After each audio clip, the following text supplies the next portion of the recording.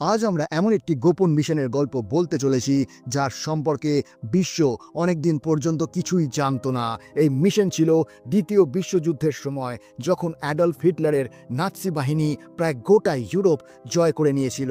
এমনকি ব্রিটেনের মতো এক মহান রাষ্ট্রের পক্ষেও সেই সময়টা ভীষণ কঠিন ছিল। চারপাশে শুধু অন্ধকার আর আতঙ্ক, কিন্তু সেই অন্ধকারের মধ্যেই আশার আলো হয়ে হাজির হয়েছিলেন ব্রিটেনের 7জন বিশেষ এজেন্ট। তারা এমন এক কাজ করে দেখিয়েছিলেন যা তখনকার দিনে অসম্ভব বলে মনে হতো। তারা গোপনে হিটলারের 200-রও বেশি সৈনিককে মৃত্যুর মুখে পাঠিয়ে দিয়েছিলেন এমন একটি মিশনের মাধ্যমে যা ইতিহাসের ধারা বদলে দিতে পারত। সেই সিনেমার নাম দ্য মিনিস্ট্রি অফ আনজেন্টলম্যানলি ওয়ারফেয়ার। তবে চলুন শুরু করা যাক, কিন্তু তার আগে নমস্কার বন্ধুরা, আমি স্যাম আর আপনারা দেখছেন নো দি স্টোরি। গল্প শুরু হয় 1942 সালের সেই সময় থেকে, যখন দ্বিতীয় বিশ্বযুদ্ধ তার ভয়াবহতম রূপে পৌঁছে গিয়েছিল। জার্মানি আটলান্টিক মহাসাগরের একটি বড় অংশ নিজেদের নিয়ন্ত্রণে নিয়ে নিয়েছিল এবং প্রতিটি নৌ চলাচলের ওপর নজরদারি চালাচ্ছিল। এক শান্ত দিন সমুদ্রের মাঝখানে দেখা যায় একটি ছোট্ট মাছ ধরার নৌকা। নাৎসি টহল জাহাজ সেই নৌকাটিকে দেখে সন্দেহ করে এবং সঙ্গে সঙ্গে কয়েকজন সৈনিককে তল্লাশির জন্য পাঠিয়ে দেয়। এই ছোট্ট ফিশিং বোটের ক্যাপ্টেন ছিল গাস মার্চ ফিলিপস এবং তার সঙ্গে ছিলেন তার সঙ্গী অ্যান্ডার্স লেইসেন। নাৎসি সৈনিকরা নৌকায় উঠে পড়ে এবং প্রতিটি কোণ ঘেঁটে দেখা শুরু করে, কিন্তু তেমন কিছুই খুঁজে পায় না তারা। গাস এবং অ্যান্ডার্স তাদের কাগজপত্র দেখান এবং বলেন তারা শুধু মাছ ধরতে এসেছেন। সব কিছু পরীক্ষা নিরীক্ষা করার পরেও নাৎসি ক্যাপ্টেন রাগান্বিত দৃষ্টিতে তাদের দিকে তাকিয়ে বলেন, এই সমুদ্র এখন জার্মানির। এখানে এসে তোমরা তোমাদের জীবনের সবচেয়ে বড় ভুল করেছো। নাজি সেনারা তারপর এক পাত্র থেকে কেরোসিন বার করে পুরো নৌকায় ছিটিয়ে দেয়। তারপর ক্যাপ্টেন ঠান্ডা কিন্তু ভয়ানক ভঙ্গিতে বলে, আমি এই নৌকায় আগুন লাগিয়ে দেব। হয় তোমরা আগুনে পুড়ে মরবে, নয়তো সাগরে ডুবে যাবে। এই দুই ক্ষেত্রেই তোমাদের মৃত্যু নিশ্চিত, আর এটা দেখে আমি খুশি হব। ঠিক তখন যখন কয়েকজন নাজি সৈনিক এখনও নৌকার ভেতর তল্লাশি চালাচ্ছিল, তাদের চোখে পড়ে একটা লুকোনো হ্যাচ, এক ছোট্ট গোপন দরজা। যেই না তারা সেই দরজা খোলে, অন্ধকারে লুকিয়ে থাকা আরেকজন মানুষ ওদের জন্য অপেক্ষা করছিল, হেনরি। দরজা খোলার সঙ্গে সঙ্গে হেনরি এক মুহূর্ত না নষ্ট করে মেশিন গান থেকে গুলি চালিয়ে দেয়। নাজি সৈনিকদের ওপর এই হঠাৎ হামলা বজ্রপাতের মতো নাবে। গুলির শব্দ সাগরের নিস্তব্ধতা ছিন্ন করে দেয়। বাইরে দাঁড়িয়ে থাকা নাজি সৈনিকরা এই শব্দে হতভম্ব হয়ে যায়, কিন্তু তারা কিছু বুঝে ওঠার আগেই অ্যান্ডার্স আর গাস বজ্রের মতো তাদের ওপর ঝাঁপিয়ে পড়ে। চারপাশে গুলির ঝড়, চিৎকার আর ধ্বংসের দৃশ্য। কয়েক মুহূর্তেই সব শেষ হয়ে যায়, কিন্তু ঠিক তখনই কিছু দূরে সমুদ্রে অবস্থান করা একটি বিশাল জার্মান যুদ্ধজাহাজ পুরো ঘটনা দেখতে থাকে। ওরা সঙ্গে সঙ্গে ওদের মিসাইল সিস্টেম অ্যাক্টিভ করে দেয় এবং হামলার প্রস্তুতি নিতে শুরু করে। ঠিক সেই সময় সমুদ্রের নিচ থেকে এক মুখ ভেসে ওঠে, তাদের আরেক সাথী ফ্রেডি। তার চোখে জেদ আর মুখে এক আত্মবিশ্বাসী হাসি। সে বলে, আমি ওদের জাহাজে একটা বোমা ফিট করে এসেছি, এখন দেখো কেমন একটা বিশাল বিস্ফোরণ হতে চলেছে। তার কথা শেষ হতেই সমুদ্রে এক ভয়ঙ্কর বিস্ফোরণ ঘটে। পুরো জার্মান জাহাজ আগুন আর ধোঁয়ায় ঢেকে যায়। কিন্তু এই সব এমনি হয়নি, এর পিছনে ছিল এক মাস্টার প্ল্যান। এখন গল্প আমাদের নিয়ে যায় 25 দিন আগের সময়, এক ফ্ল্যাশব্যাকে, যেখানে আমরা দেখি ব্রিটেনের প্রধানমন্ত্রী উইনস্টন চার্চিল, যিনি 2জন সিনিয়র মিলিটারি অফিসারের সঙ্গে এক গোপন বৈঠক করছেন। এই মুহূর্তে হিটলারের নাৎসি সেনাবাহিনী ইউরোপের বেশিরভাগ দেশ দখল করে ফেলেছে। ব্রিটেন একেবারে একা হয়ে পড়ে।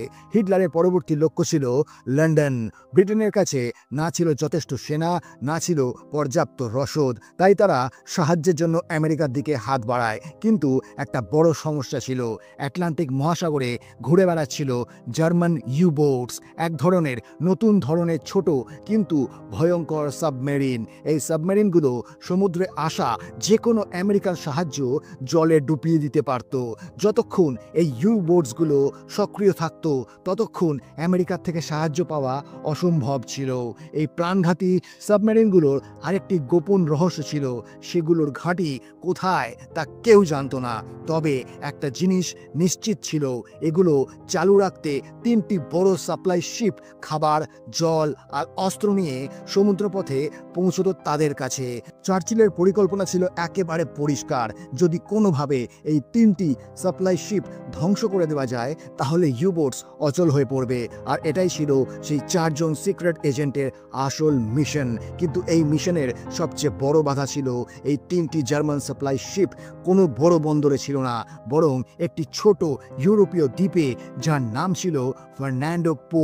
ফার্নান্ডো পো ছিল একটি নিরপেক্ষ দ্বীপ, এখনো পর্যন্ত অফিসিয়ালি দ্বিতীয় বিশ্বযুদ্ধের অংশ ছিল না, তাই ব্রিটিশ বাহিনী প্রকাশ্যে সেখানে হামলা করতে পারত না। যদি কিছু ভুল হতো তাহলে ব্রিটেনকে আন্তর্জাতিক চাপের মুখে পড়তে হতো। এই কারণেই এই মিশনটি হয়ে উঠল একটি ঘোস্ট অপারেশন, যেটি গোপনে সফল করতে হতো। আর এই মিশনের জন্য বেছে নেওয়া হলো একটি নাম, গাস মার্চ ফিলিপস। গাজ একসময় ব্রিটিশ আর্মির একজন সিনিয়র অফিসার ছিল, অত্যন্ত বুদ্ধিমান ছিল, কিন্তু একটা সমস্যা ছিল, সে সেনাবাহিনীর নিয়ম মানত না, নিজের মতো করে ভাবত আর কাজ করত। তার এই স্বভাবই একদিন তাকে কোর্ট মার্শালের মুখোমুখি করে দেয় এবং বছরের পর বছর জেলে যেতে হয়। কিন্তু যখন মিশন দেশের জন্য হয় তখন প্রতিটি সম্পর্ক, প্রতিটি রেকর্ড আবার খতিয়ে দেখা হয়। গাজকে জেল থেকে সঙ্গে সঙ্গে মুক্তি দেওয়া হয়, মিশনের প্রতিটি দিক তাকে বুঝিয়ে বলা হয়। আর সেই মিটিংয়ে উপস্থিত ছিল তার 2 বিশেষ সাথী, মার্জেরি আর হিরন। হিরন একসময় ফার্নান্ডো পো দ্বীপে একটি বিলাসবহুল ক্যাসিনো চালাতো, সেখানকার স্থানীয় লোকেদের সঙ্গে তার গভীর সম্পর্ক ছিল, আর দ্বীপের বহু সেনা অফিসারও ছিল তার বন্ধু। দ্বীপের প্রতিটি কোণা, প্রতিটি জাহাজ আর প্রতিটি অফিসারের খবর ছিল তার কাছে। গাজের ইনসাইড ম্যান হওয়ার কথা ছিল তার। অন্যদিকে মার্জরি দ্বীপে যাবেন একজন সোনার ব্যবসায়ী রূপে। তিনি সেখানে মিলিটারি অফিসারদের ঘনিষ্ঠ হবেন, তাদের সঙ্গে বন্ধুত্ব গড়বেন আর তাদের গোপন তথ্য গাজের কাছে পৌঁছে দেবেন। মিটিং শেষ হওয়ার পর গাজ একটাই কথা বলেছিল, আমি মিশনের জন্য প্রস্তুত, কিন্তু আমার টিম আমি নিজে বেছে নেব। প্রথমে সে যে নামটা নেয় সেটা ছিল হেনরি হেস। হেনরি ছিল একজন অত্যন্ত দক্ষ জাহাজ চালক, সে যে কোনো নৌকাকে ভয়ানক ঝড়ের মধ্যেও সামলে রাখতে পারত। দ্বিতীয় নাম ফ্রেডি। ফ্রেডি মাছের মতো সমুদ্রের জলে সাঁতার কাটতে পারত। দীর্ঘ সময় জলে থাকা, গোপনে ঢুকে পড়া আর সবচেয়ে গুরুত্বপূর্ণ বোমা বানানো ও সেগুলো লুকিয়ে ফিট করা, এই ছিল তার বিশেষ দক্ষতা। তৃতীয় সদস্য অ্যান্ডার্স লেইসেন, এক দুর্দান্ত ফাইটার, শক্তিশালী শরীর, ছুরি চালনায় দক্ষ আর শব্দ না করে শত্রুকে খতম করার এক্সপার্ট। অ্যান্ডার্স যেন যুদ্ধের জন্যই জন্মেছিল। আর চতুর্থ নাম জেফ্রি অ্যাপলিয়ার্ড। জেফ্রি যে কোনো পরিস্থিতিতে টিকে থাকতে পারত, প্ল্যানিংয়ে এক্সপার্ট আর মাঠে শান্ত এবং ফোকাসড। কিন্তু তখন অফিসারেরা বলেন জেফ্রি কিছুদিন আগে ফার্নান্ডো পোতে একটা আলাদা মিশনের জন্য গিয়েছিল। মিশনটা সফল হয়েছিল, কিন্তু ফেরার পথে জার্মান সৈন্যরা তাকে ধরে ফেলে। এখন সে তাদের জেলে বন্দী। এটা শুনে সবাই একটু থেমে যায়, কিন্তু গাজের উত্তর ছিল পরিষ্কার, এই মিশন জেফ্রি ছাড়া সম্ভব নয়। শুধু বলে দাও তাকে কোন জেলে রাখা হয়েছে, বাকি কাজটা আমরাই করে নেব। অফিসাররা তাকে বোঝানোর চেষ্টা করে, কিন্তু গাজ কারো কথা শোনে না। সে শুধু একটাই কথা বলে, যদি মিশন জয়ের জন্য হয় তাহলে টিমও পারফেক্ট হওয়া উচিত। এখন গল্প ফিরে আসে সেই মুহূর্তে যখন গাজ আর তার 3 সাথী একটা ছোট ফিশিং বোটে সমুদ্রের মাঝখান দিয়ে যাচ্ছিল। তাদের লক্ষ্য ছিল একটাই, অ্যাপলিয়ার্ডকে জার্মান জেল থেকে জীবিত ফিরিয়ে আনা। এখান থেকেই গল্পটা ফ্ল্যাশব্যাক থেকে ফিরে বর্তমান সময়ে আসে। যে দ্বীপে জেফ্রিকে বন্দি করে রাখা হয়েছিল সেটা খুব একটা বড় ছিল না, কিন্তু সেখানে ছিল জার্মান আর্মির এক ভয়ঙ্কর ক্যাম্প, যেখানে প্রায় 50 থেকে 60 জন প্রশিক্ষিত সৈন্য মোতায়েন ছিল। গাজ আর তার দলের হাতে সময় খুবই কম ছিল, আর একটা ছোট্ট ভুলও তাদের সবার মৃত্যুর কারণ হয়ে যেতে পারত। তাদের সবাইকে নিঃশব্দে সরিয়ে দিতে হবে এবং জেফ্রিকে জীবিত ফিরিয়ে আনতে হবে। প্রথম কাজটা করে লেসন। সে তার তীর দিয়ে ক্যাম্পের ওয়াচ টাওয়ারে থাকা গার্ডদের একজন একজন করে নিঃশব্দে মেরে ফেলে। তারা পড়ে যেতেই দলের বাকি সদস্যরা তাদের বন্দুকগুলোতে সাইলেন্সার লাগায় আর ক্যাম্পের ভেতর ঢুকে পড়ে। করে। ক্যাম্পের ভেতরে প্রতিটি জার্মান সৈন্য তখন নিজেদের ঘরে ছিল। এক এক করে লেইসেন, ফ্রেডি আর হেনরি সবাই ঘরের দরজা খোলে আর নিঃশব্দে সৈন্যদের মৃত্যু নিশ্চিত করে। কয়েক মিনিটের মধ্যেই ক্যাম্পের 50-এরও বেশি জার্মান সৈন্য চিরদিনের জন্য চুপ হয়ে যায়। শেষে তারা দেখতে পেল জেফরি একটা ঘরে বন্দি, কিন্তু গাজ দরজা ভেঙে ফেলে। জেফরি এখন মুক্ত। তারপর ক্যাম্পে বিস্ফোরক লাগিয়ে পুরো জায়গাটাই উড়িয়ে দেওয়া হয়, যেন সেখানে কিছুই ছিল না। তারা যখন আবার নিজেদের ছোট নৌকোয় ফিরে সমুদ্রে পাড়ি দিচ্ছে, তখন গাজ তার দলকে আরেকটা কঠিন সত্য জানায়। এই মিশনটা সরকারের রেকর্ডেই নেই। না আর্মি সাহায্য করবে, না সরকার দায়িত্ব নেবে। যদি ধরা পড়ি তাহলে আমাদের শুধু নামটাই রয়ে যাবে, কিন্তু যদি সফল হই তাহলে ইতিহাস লেখা হবে। অন্যদিকে গল্প নিয়ে চলে যায় ফার্নান্ডো পো দ্বীপে, একটা ছোট্ট দ্বীপ যেখান থেকে জার্মান সেনারা তাদের ইউবোট পর্যন্ত জরুরি সামগ্রী পাঠাতো জাহাজের মাধ্যমে। এই দ্বীপেই ছিল জার্মানদের একটি ক্যাম্প, যার কমান্ডার ছিলেন হেনরিক লুয়ান, একজন কঠোর তীক্ষ্ণ মস্তিষ্কের অফিসার, যিনি ওখানকার সমস্ত জার্মান সৈন্যদের নেতা ছিলেন। মার্জরি ও হিরন এখন এই দ্বীপে পৌঁছেছে। মার্জরির কাজ ছিল হেনরিকের সঙ্গে বন্ধুত্ব গড়ে তোলা, তাকে নিজের কথায় ব্যস্ত করে রাখা এবং সবচেয়ে গুরুত্বপূর্ণ, গোপনে তার কাছ থেকে গুরুত্বপূর্ণ তথ্য বের করা। একদিন মার্জরি হেনরিকের সামনে একটি বিজনেস প্রস্তাব রাখে। আমি এই দ্বীপে সোনার ব্যবসা শুরু করতে চাই এবং আপনার পূর্ণ সহায়তা প্রয়োজন। লাভের অংশে আপনাকে ভালো কমিশন দেওয়া হবে।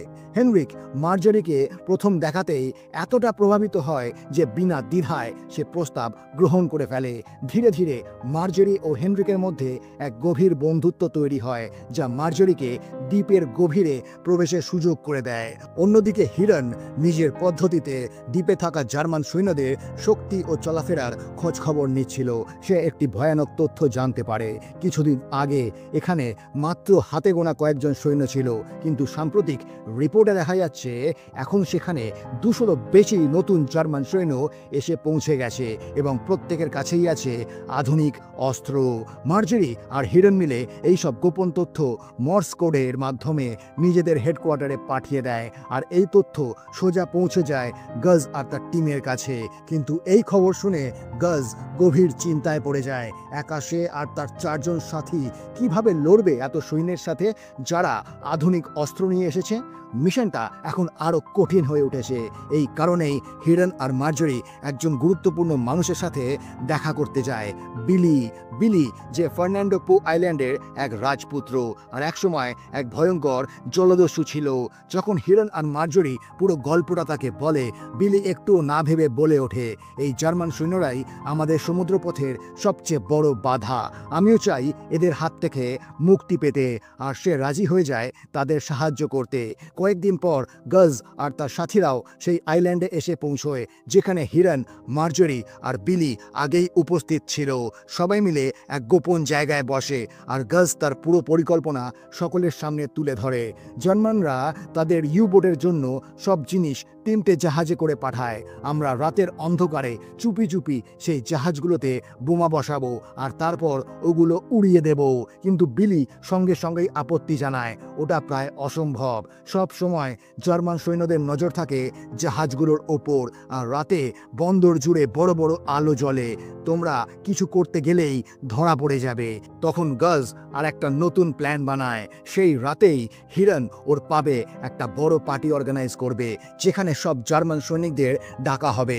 যখন সবাই পার্টিতে ব্যস্ত থাকবে, তখন হিরন লাইট হাউসে একটা বোমা সেট করবে, যাতে পুরো পোর্টের আলো নিভে যায়। তারপর অন্ধকারের সুযোগ নিয়ে আমরা চুপি চুপি জাহাজগুলোর মধ্যে বোমা বসাবো আর সেখান থেকে পালিয়ে যাব।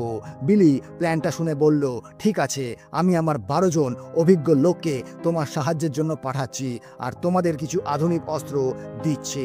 প্ল্যান অনুযায়ী হিরন গোপনে লাইট হাউসে টাইম বোমা বসায়, কিন্তু ঠিক তখনই 3জন জার্মান সৈনিক ওকে দেখে ফেলে। একটুও দেরি না করে হিরণ সঙ্গে সঙ্গে সেই 3জনকে গুলি করে মেরে ফেলে।